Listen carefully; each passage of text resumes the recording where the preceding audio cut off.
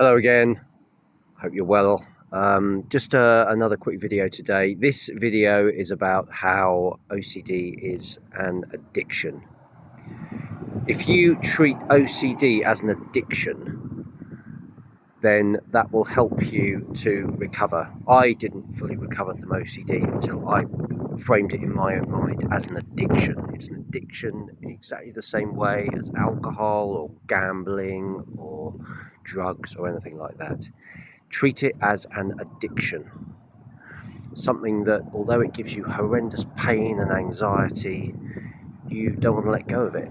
It's like the alcoholic who drinks and drinks and drinks until they lose everything. They lose their house, their job, their partner, they're sleeping on a park bench, but they're still drinking.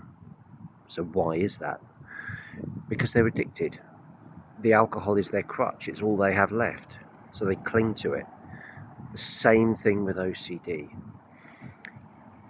OCD came from fear, it came from the fact that you felt completely overwhelmed and you couldn't cope.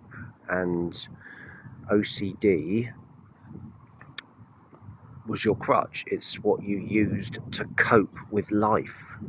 And you became addicted to it. You became addicted to the positives, false positives, but the positives you get from it of feeling everything's okay, that you're in control. Obviously that's an illusion, it's nonsense. But that is what you became addicted to. It's an addiction. So how do you recover from addiction? Well, with alcohol, you stop drinking. If you drink alcohol to cope with social situations, for example, like I used to be years ago, you go to a social situation and you grab a drink and it helps you to feel comfortable and relaxed. Same thing. You stop drinking, you start going to social events and you feel really awkward and you feel stiff and your brain doesn't know how to cope.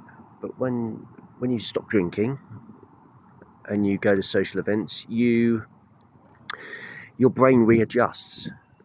It finds a new way to cope with social situations, family events, parties.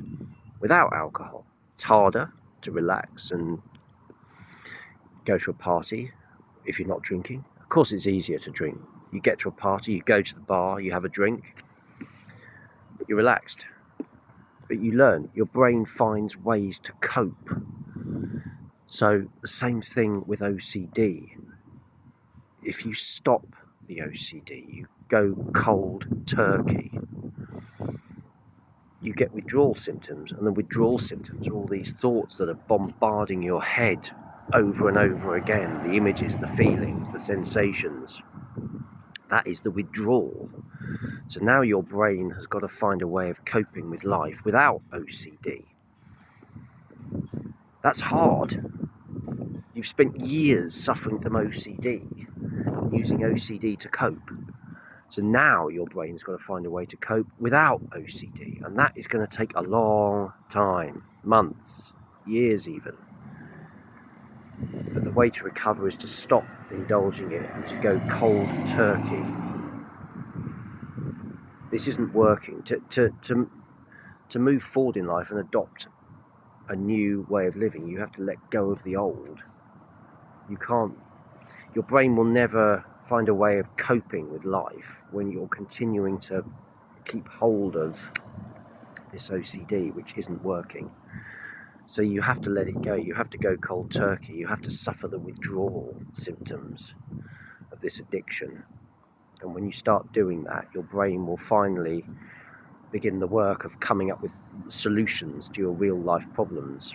Because until you let go of the OCD, it's got the OCD to work with. When you finally let go of that addiction and suffer the withdrawal and the cold turkey, then you will recover. Yep, I hope that helps. Have an amazing day, and I'll catch you in the next one.